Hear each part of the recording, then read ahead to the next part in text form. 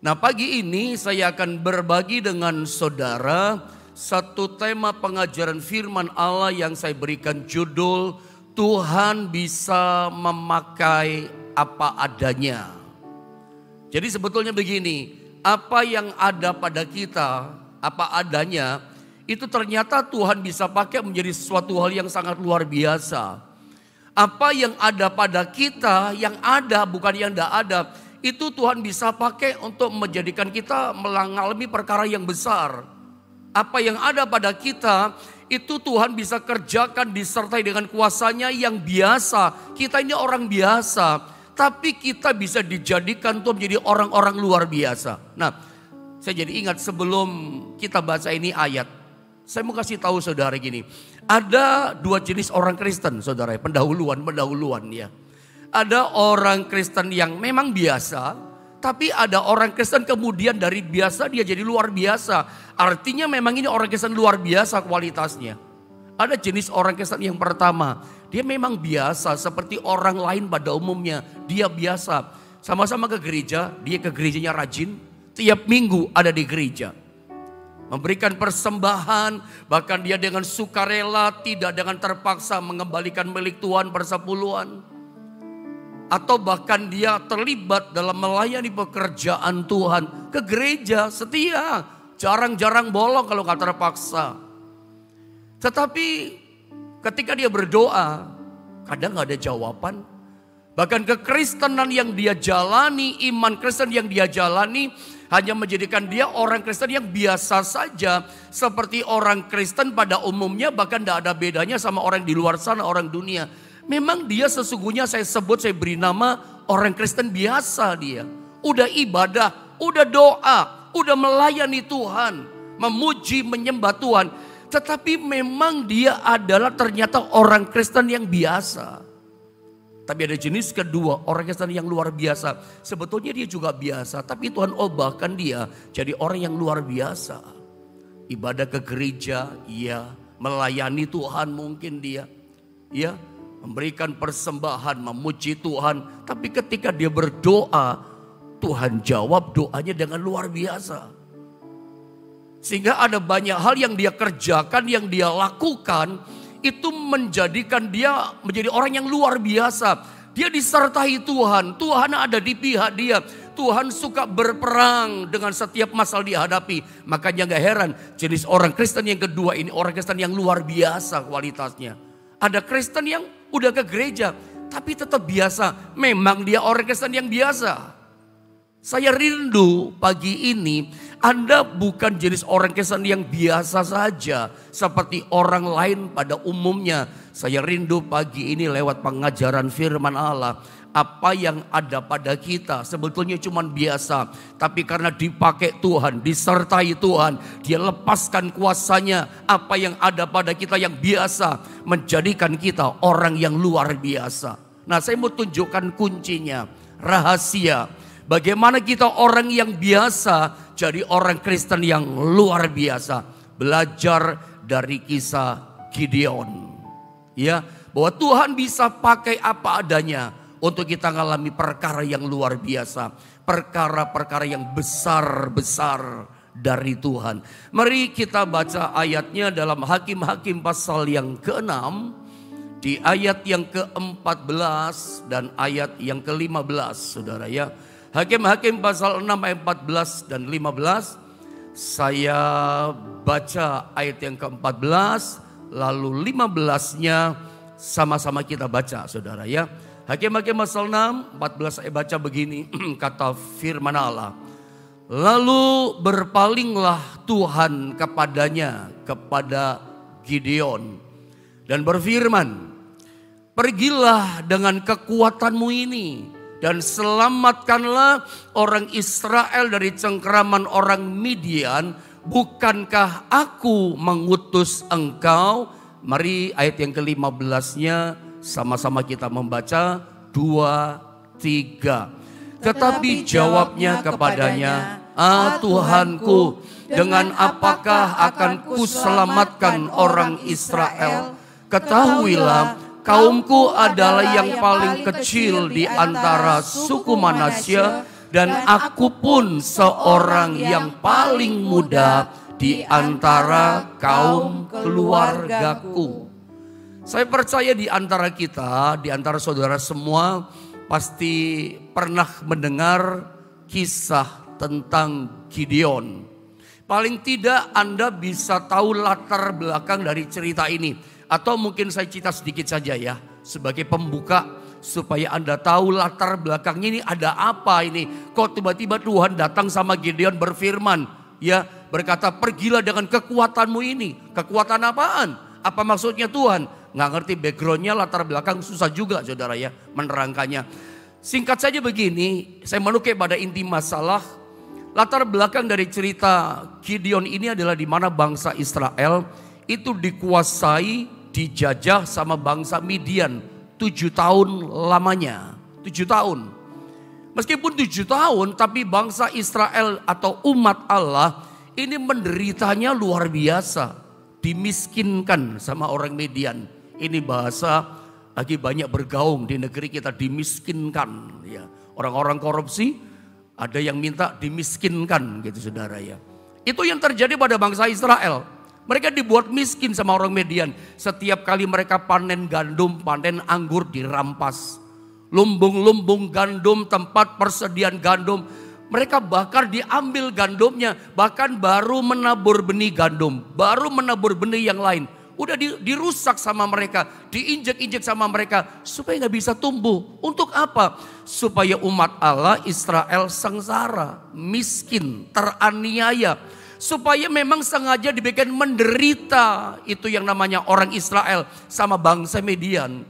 Dan memang kalau kita ikuti pembacaan kisah dari ayat-ayat yang ada secara khusus dalam Hakim-Hakim pasal 6. Itu yang namanya orang Israel, umat Allah itu hidup dalam ketakutan. Hidup dalam kecemasan. Ada merasa dikejar-kejar, dibayang-bayangi, diawasi terus oleh bangsa Midian. Sampai kalau kita baca ayat, Anda akan temukan gini. Termasuk Gideon, termasuk umat Allah yang lain saya pikir. Mereka kalau panen gandum, menggiling atau mengirik gandumnya. Bukan di tempat pengirikan gandum. Ada baca di ayat. Termasuk Gideon sembunyi di tempat pemerasan anggur. Ini kan janggal, ini kan tidak lumrah, aneh gitu loh. Harusnya yang namanya mengirik gandum, menggiling gandum ya di tempat penggilingan gandum dong. Itu normalnya begitu. Tetapi itu situasi nggak normal. Mereka situasi sedang terdesak dan ketakutan. Mereka takut terlihat. Mereka takut sampai ketahuan sama orang Midian. Kalau sampai mereka sedang menggiling gandum, pasti dirampas. Mereka mau makan apa coba? Gideon pun ketakutan hari itu. Dia sembunyi di tempat pemerasan anggur. Untuk apa? Menggiling gandum, mengirik gandum di tempat pemerasan anggur. Supaya tidak nampak, kelihatan sama orang Midian. Orang lain takut, Gideon juga takut. Sementara kita sedang belajar pagi ini seorang tokoh pahlawan perang gagah perkasa yang bernama Gideon, saudara. Awalnya dia takut, beda-beda tipis sama kita. Tapi kita belajar dari kekuatan yang ada dalam diri Gideon, spiritnya dia. Sebab itu ketika bangsa Israel terdesak, singkatnya begini, mereka berseru berdoa kepada Tuhan. Dan ketika mereka berdoa, Tuhan datang sama mereka. Selamatkan mereka. Nah Tuhan itu mau pilih, cari di antara orang Israel siapa ya yang dia mau pilih. Tuhan mau pakai seseorang di antara orang Israel, siapa yang dia mau pakai. Dia cari, dia amati, dia lihat pribadi lepas pribadi, dia lihat hati setiap orang Israel. Dan Tuhan pilih ada seorang di Israel yang bernama Gideon, dia yang dipilih. Apa kelebihannya? Seorang yang dipilih pasti punya kelebihan. Ini kita mau belajar. Walaupun dari awal saya katakan orang ini beda-beda tipis. Hadapi masalah ketakutan. Hadapi masalah dia sembunyi. Takut awalnya. Tapi orang ini menarik. Dia punya kelebihan. Dia punya spirit kekuatan dalam dirinya. Dan itu yang membuat Allah menjatuhkan pilihannya. Jatuh cinta pada orang namanya Gideon. Kekuatan apa yang dia miliki? Mari kita lihat dulu sebagai ayat-ayat pendahuluan. Lihat pada ayat 14. Tuhan ngomong apa? Ketika Israel berdoa, Tuhan jawab dan Tuhan datang pilih seseorang di sini. Lihat ayat 14. Saya baca ya. Hakim-hakim pasal yang ke-6 di ayat yang ke-14, saudara ya. Dikatakan begini, lalu berpalinglah Tuhan kepadanya. Saya berdoa pagi ini ketika kita mengalami situasi seperti orang Israel, umat Allah ya. Ketika kita mengalami situasi yang sukar dan sulit seperti seorang bernama Gideon. Sampai ketakutan, sampai sembunyi dia. Tapi ketika mereka berdoa, ini yang terjadi. Lalu berpalinglah Tuhan kepadanya. Tuhan melihat kepada Gideon. Dan pagi ini Tuhan berpaling melihat wajahnya kepada setiap kita. Dia mengarahkan wajahnya. Dia menyinarkan wajahnya kepada setiap kita. Percayalah, setiap doa berseru minta tolong kepada Tuhan. Tuhan memandang kita dan datang kepada kita. Lalu apa dikatakan? Dan berfirman Tuhan. Bukan cuma diam, dia berfirman. Dia ngomong gini sama Gideon. Pergilah dengan kekuatanmu ini. Ini menarik loh saudara. Ini Tuhan yang berkata. Lalu berpalinglah Tuhan. Tuhan loh yang berkata. Apa kata Tuhan? Pergilah. Ini ngomong sama Gideon. Hei Gideon, pergilah dengan kekuatanmu ini. Kekuatan yang mana? Tuhan berfirman berkata, hai Gideon, pergilah dengan kekuatanmu ini. Kekuatan apaan yang dimiliki sama Gideon? Sampai Tuhan berkata, pergilah Gideon dengan kekuatanmu ini. Kita mau belajar, saya lanjut baca. Dan katakan begini, karena Tuhan tahu dia punya kekuatan. Kalau Tuhan ngomong gak mungkin meleset. Tuhan tahu orang ini punya kekuatan. Pergi Gideon, kamu dengan kekuatan yang ada padamu. Nanti kita lihat kekuatan apa. Dan kekuatan inilah yang Tuhan perintahkan begini. Untuk apa? Untuk selamatkan orang Israel dari cengkeraman orang Midian. Lepaskan dari penjajahan. Bukankah aku mengutus engkau? Perhatikan kalimat di bawah perkataan Tuhan. Pergilah dengan kekuatanmu ini dan selamatkan orang Israel. Pertanyaannya adalah kekuatan apa yang dimiliki oleh Gideon? Ini kita mau renungkan.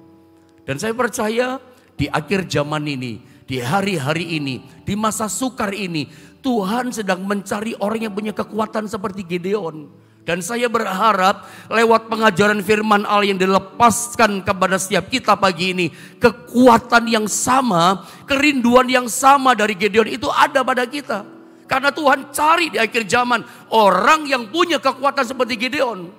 Untuk jadi berkat, untuk mengalami kemenangan. Ya dia bukan kalah tapi menang. Kenapa menang? Punya kekuatan Gideon. Saya pernah sampaikan sama saudara. Sebab itu kalau kita hadapi ketakutan, jangan menolak yang namanya persoalan. Kalau kita takut, kita jangan sembunyi hadapi masalah.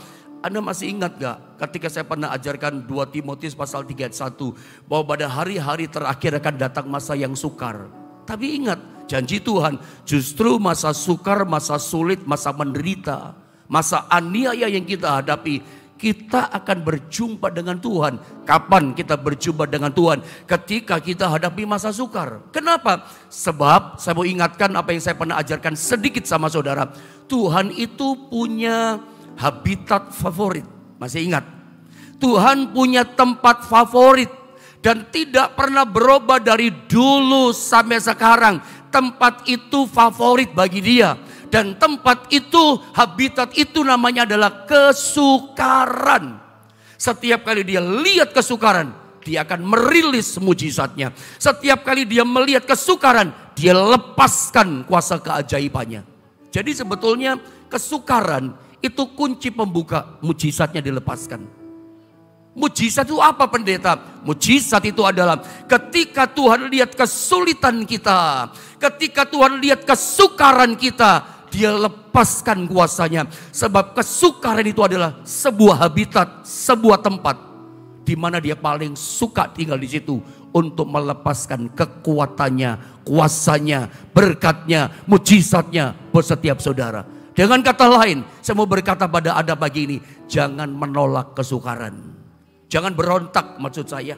Jangan menolak. Apalagi saudara coba lari dari masalahmu. Hadapi masalahmu dengan Tuhan. Bagaimana caranya pendeta? Ya berdoalah. Seperti orang Israel. Ketika dalam kesukaran mereka berteriak berdoa kepada Tuhan. Tuhan dengar. Nah sekarang Tuhan datang ini. Kepada seorang Gideon. Saya percaya kita semua yang sedang mendengar firman Allah. Kita adalah Gideon-Gideon yang dipilih Tuhan di akhir zaman. Bukan orang-orang yang kalah, orang yang menang. Kita adalah orang yang terpilih di dunia ini. Dari sekian miliar banyak orang, Anda dan saya adalah orang yang dipilih Tuhan menjadi miliknya, menjadi anak-anaknya. Mari kita belajar kekuatan Gideon. Pergilah dengan kekuatanmu ini. Kekuatan apa sesungguhnya yang Tuhan lihat ada dalam diri Gideon? Mari saya jelaskan. Kita naik di ayat yang ke-13. Tetap dalam Hakim-Hakim pasal yang ke-6. Ya, lihat ayat 13 saya baca dan tolong perhatikan baik-baik ayat ini. Jawab Gideon kepadanya. Tuhan berfirman, dia menjawab. Apa kata Gideon? Ah Tuhanku, ya, jika Tuhan menyertai kami, mengapa semuanya menimpa kami?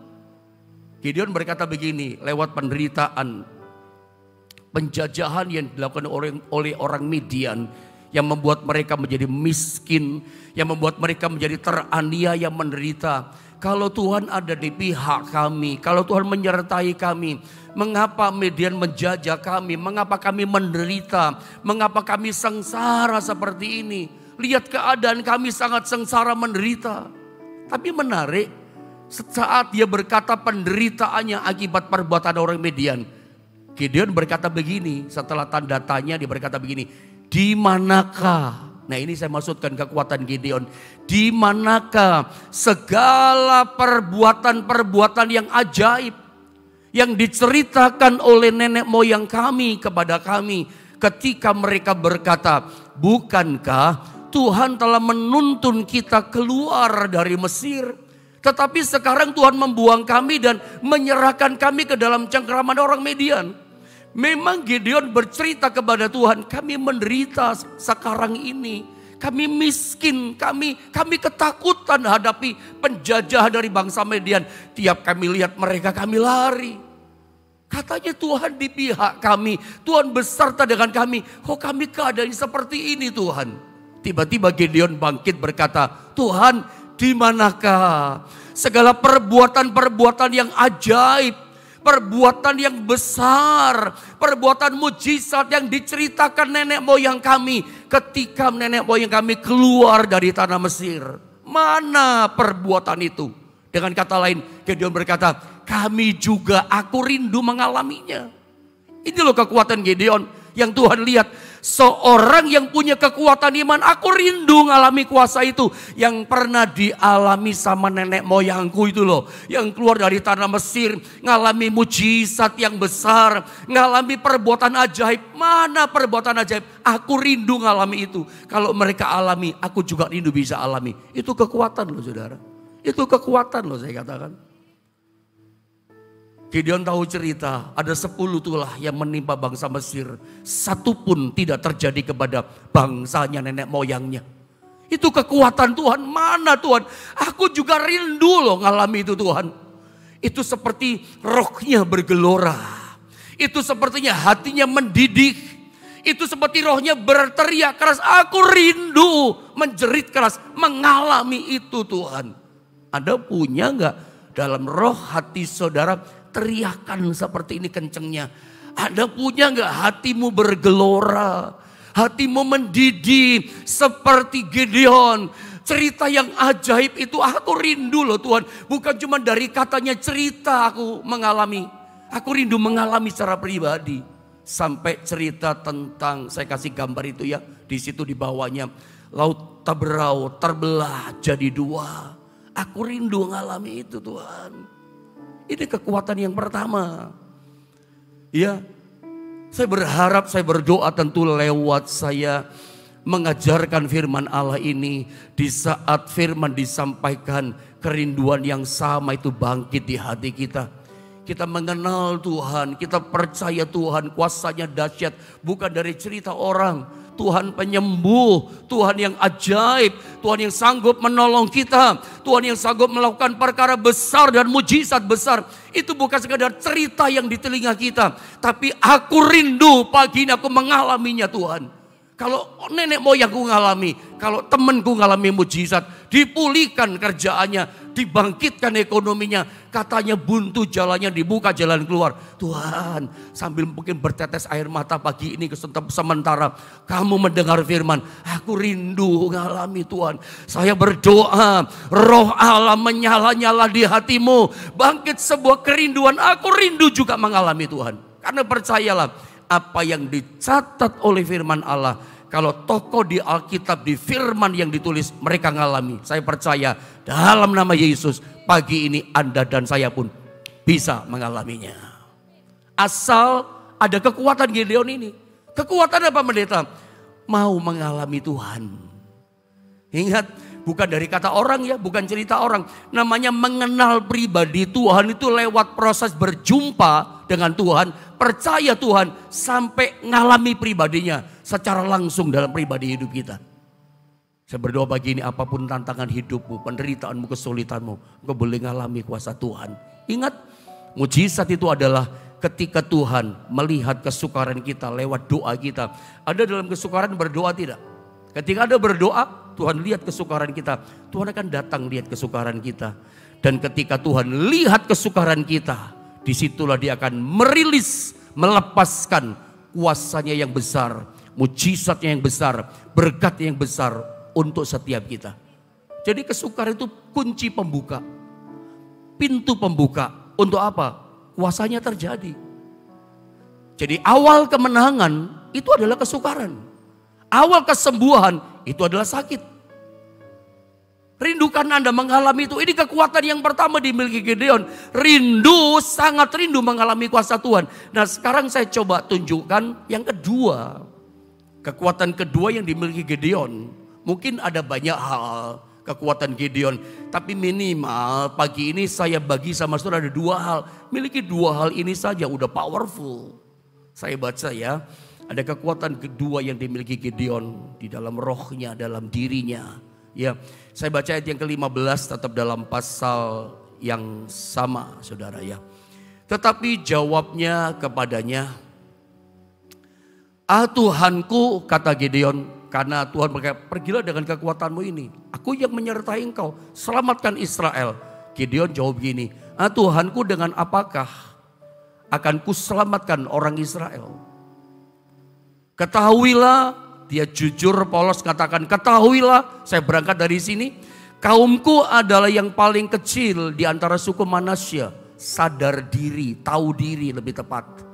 Dan aku pun dia mulai berkata, dia berkata, kaumku, sukuku adalah yang paling kecil dari antara seluruh suku Manasya. Dan sekarang dia mulai ngomong tunjuk dirinya. Dan Tuhan, aku pun adalah seorang yang paling muda di antara kaum keluargaku. Aku ini belum bisa apa-apa Tuhan. Aku udah punya kekuatan Tuhan. Aku ini lemah loh Tuhan. Dia pertama berkatakan sukunya, keluarganya. Sekarang dia berkatakan dirinya, aku yang paling muda. Yang masih belum punya pengalaman apa-apa. Aku masih muda, masih perlu banyak belajar Tuhan. Kok Tuhan pilih aku? Aku keadaannya gini loh Tuhan. Ini kekuatan kedua loh saudara. Kekuatan apa pendeta? Dia punya kekuatan yang kedua yang namanya tahu dirinya. Tahu diri. Jangan sampai kita orang Kristen gak tahu diri. Gak punya apa-apa tapi kita sombongkan omongannya besar seolah kita punya semuanya. Memang di dunia ini aneh. Kadang ada orang yang punya semuanya, dia diam saja, gak pernah disombongkan. Punya ini gak pernah disombongkan. Diam saja dia. Kalau gak ditanya dia gak ngomong. Tapi kadang ada orang gak punya semuanya, tapi mulutnya dibesarkan seolah dia punya semuanya, padahal enggak. Itu namanya orang yang tidak tahu dirinya.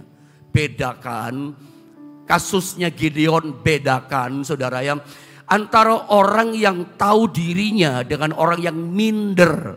Terkesan memang beda-beda tipis. Seperti ada di sebuah perbatasan, ada di sebuah border. Antara tahu diri dengan minder. Tapi beda loh. Orang tahu diri itu apa adanya. Aku masih muda Tuhan. Aku mana bisa keadaanku. Tapi dia mau melangkah. Tapi dia mau belajar. Itu kekuatan. Tapi aku siap loh kalau Tuhan mau pakai. Dia bukan mengkotak dirinya. Kalau sampai ada anak Tuhan, orang Kristen, sorry saya katakan termasuk pelayan Tuhan. Kita semua. Kalau kita mulai mengkotak diri kita. Saya udah gak bisa, cuman gini aja. Itu namanya minder Anda.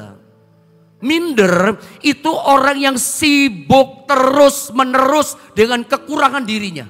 Terus yang dilihat kekurangannya. Sehingga dia berkata, aku udah bisa melangkah, aku udah bisa. Ya sampai kapanpun udah bisa. Karena dia sudah bikin kotak untuk dirinya sendiri.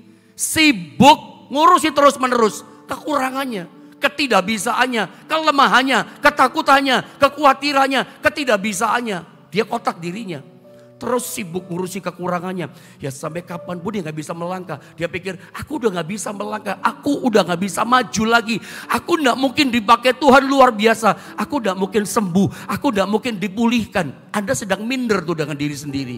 Minder beda dengan tahu diri. Tapi jangan lupa. Jangan sampai Anda seperti anak sulung.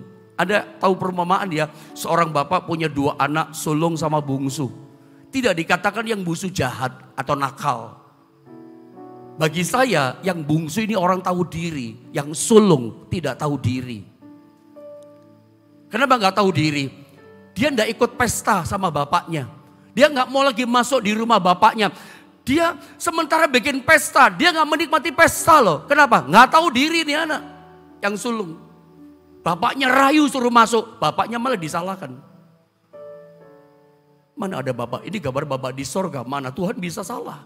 Termasuk ayah kita, papa kita. Kita mesti menghormati kan. Tapi kadang ada seorang anak gak tahu diri. Merasa dia sarjana, S1, S2, merasa lebih pintar dari bapaknya. Yang sekolahin kita siapa ya? Dari kecil masih ingat kita gak bisa ngomong, yang ngajarin ngomong siapa? Papa mama kita kan. Kalau papa mama gak ajari kita ngomong bisu, kita gak bisa ngomong, gak ngerti berbahasa. Makanya selalu saya tekankan, kalau saya sebagai gembala, saya nggak hormat sama orang tua saya, Anda nggak usah ikut saya gembalakan. Saya lebih suka berani berkata, Anda nggak usah ikut dengan apa yang saya katakan, bahkan nggak usah ke gereja di mana saya gembalakan. Kalau saya jadi pemimpin yang nggak hormat sama orang tua, Anda mau bikin apa? Ikut seorang pendeta hamba Tuhan, karakternya dia nggak punya hormat sama orang tua. Kalau saya berani katakan, Anda nggak usah ikut pendeta hamba Tuhan. Kalau Anda lihat orang itu nggak punya hormat sama orang tua, ini keras nih saya ngomong saudara mulai. Memang itu Alkitab katakan kok. Kalau saya nggak hormat sama orang tua saya, ya nggak usah diikutin saya. Saya berani berkata seperti itu. Kan itu kan melanggar firman. Iya kan. Itu si sulung itu begitu loh. Nggak tahu diri. Ya. Sementara si bungsu Anda tahu. Kesombongannya awalnya dia nggak tahu diri. Tapi ketidaktahuan dirinya dia membawa dia di kandang babi. Anda tahu cerita itu. Makan nggak bisa dia. Sengsara dia. Dia baru tahu dirinya. Aduh aku nggak ada apa-apanya. Dia ingat bapaknya yang penuh kasih.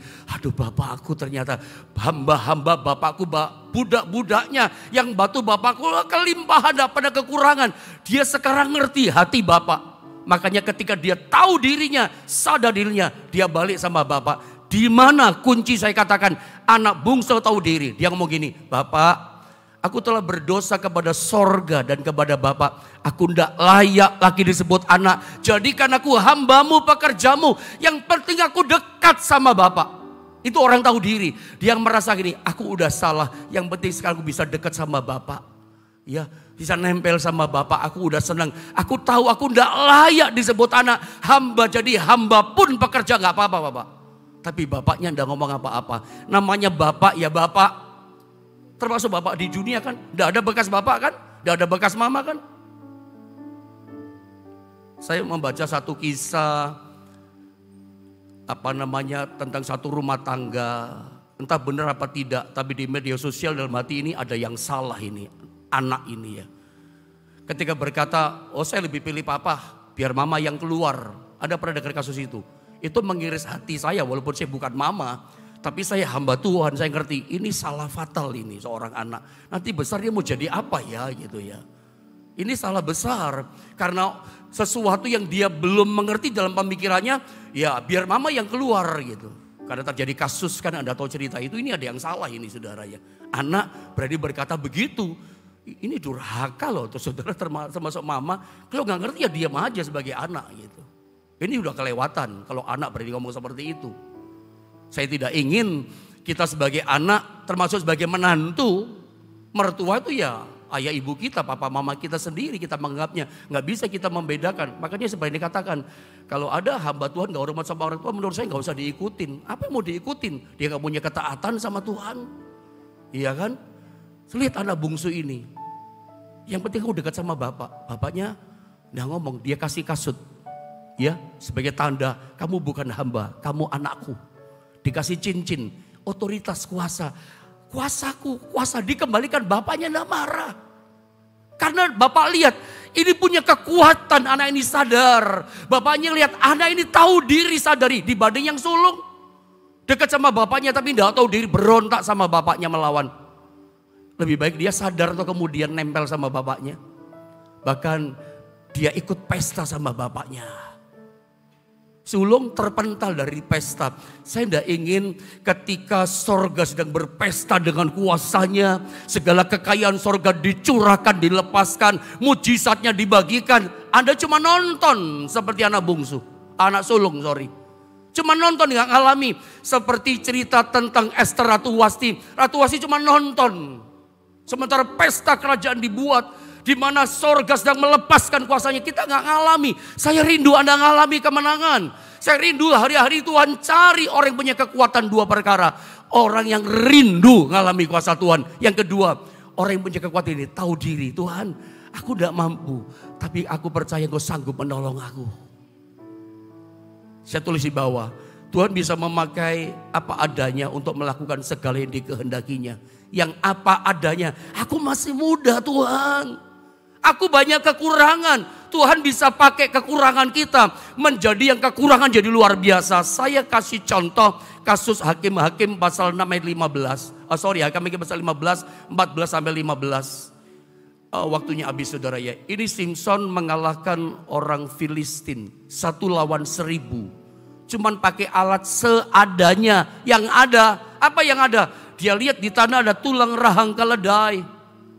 Melawan 1000 orang, 1 lawan 1 saja, manusia dengan manusia on one ini belum tentu menang. Tapi ini menang loh. Kenapa? Sebab roh Allah menguasai dia. Roh Allah, kuasa Allah di pihak yang namanya Simpson. Sehingga tulang rahang keledai yang biasa ketika disertai Tuhan, itu jadi apa adanya, jadi luar biasa. Dari awal saya katakan ada orang Kristen yang biasa. Memang biasa. Udah ibadah, udah doa. Memang dasarnya dia kualitas orang Kristen biasa. Ya hidupnya biasa. Tidak ngalami perkara luar biasa. Tapi ada orang Kristen yang luar biasa. Doa saya, kita semua orang Kristen yang luar biasa. Kita doa, Tuhan nyatakan kuasanya. Kita mungkin saat ini sedang terpuruk, Tuhan akan bangkitkan. Itu namanya ada orang Kristen yang luar biasa. Keadaan yang apa adanya diobat Tuhan. Jadi luar biasa. Ada banyak contoh di Alkitab. Tulang rahang keledai itu bisa kalahkan 1000 orang. Termasuk kisah Daud dalam gambar ini. Dia cuma pakai sebuah batu. Gak pakai pedang, gak pakai tombak. Cuma batu yang dilepaskan lewat umban. Berapa sih kecepatannya umban lawan raksasa yang punya tameng semua dari tembaga. Tapi kok bisa tembus dan kalah, gue lihat batu ini disertai dengan kuasa. Pokoknya gini, semua yang biasa kelihatannya yang ada pada kita. Itu kalau kita bawa sama Tuhan, disertai sama Tuhan. Tuhan berperang untuk kita. Yang apa adanya, yang biasa berubah jadi luar biasa. Gideon, itu orang punya kekurangan. Tadinya ketakutan, tapi punya kekuatan. Aku rindu ngalami kuasa-Mu Tuhan. Dan dia punya kekuatan, tahu diri. Dan yang disombongkan dalam diri kita. Saya berdoa dengan 2 hal ini. Kekuatan yang Tuhan cari. Semua kita yang biasa. Apa adanya sama Tuhan. Tuhan ubah kita menjadi orang-orang yang luar biasa. Tuhan memberkati saudara. Mari kita akan sama-sama berdoa. Saya mau berdoa buat saudara.